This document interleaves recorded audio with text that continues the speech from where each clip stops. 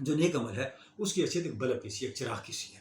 چراغ کا نہ دایاں ہوتا ہے نہ بایاں ہوتا ہے، نہ آگے ہوتا ہے نہ پیچھے ہوتا ہے، اور اب تو چراغ کی جگہ بلب آ گئی جس کے نہ اوپر ہے نہ نیچے، یعنی سب طرف اس کی روشنی ہے، اس کی روشنی ہر طرف پھیل رہی ہے۔ یہی صورتحال بندہ مومن کے نیک عمل کی ہوتی ہے کہ اس کا عمل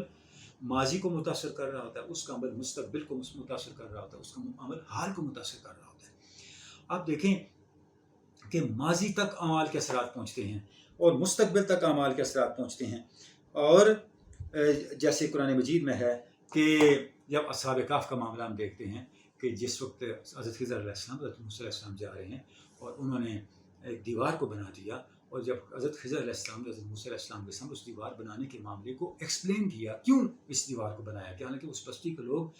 اتنے اچھے نہیں تھے، اتنے خلیق نہیں تھے کہ ان بستی والوں کے لیے کوئی ایسا اچھا کام، نیک کام اور ان کو فائدہ دینے والا کام کیا جاتا اس بستی کے اندر، تو حضرت خضر علیہ السلام نے اس کی وضاحت کرتے ہوئے ارشاد فرمایا یہ جو دیوار ہے یہ بنانے والا ایک نیک مرد تھا، نیک صالح مرد تھا، اب اس کے جو بچے رہ جو یتیم رہ گئے ہیں ان کا خزانہ اس دیوار کے نیچے ہے، تو ہم نے یہ چاہا کہ اس دیوار کو بنا دیا جائے، اور یہاں پہ کیا ہو کہ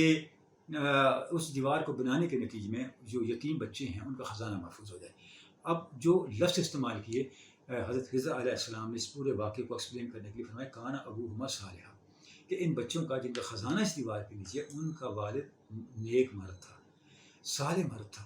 پتہ یہ چلا کہ اب کیا ہوا کہ وہ جو نیک عمل پہلی نسل میں کسی نے کیا اس کی تاثیر اور اس کا اجر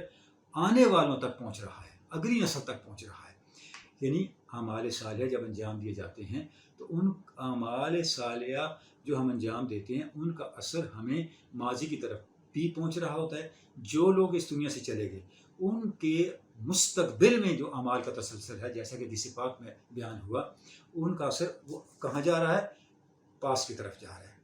ان اعمال کی انجام دہی سے پہلے جو شخص اس دنیا سے چلا گیا اس کی طرف جا رہا ہے۔ پھر کسی عمل کو ماضی میں ایک شخص نے انجام دیا، جب ماضی میں انجام دیا تو ماضی میں انجام دیے جانے والے کے عمل کا اثر مستقبل میں جا رہا ہے۔ جو بچے بھی چھوٹے ہیں جنہوں نے بھی بڑا ہونا ہے، جوان ہونا ہے، اب ان کو اس ماضی میں فوت ہونے والے ان کے والد کے عمل صالح کی برکت کی تاثیر مستقبل میں پہنچ کے ان کے مستقبل کو سیکیور کر رہی ہے۔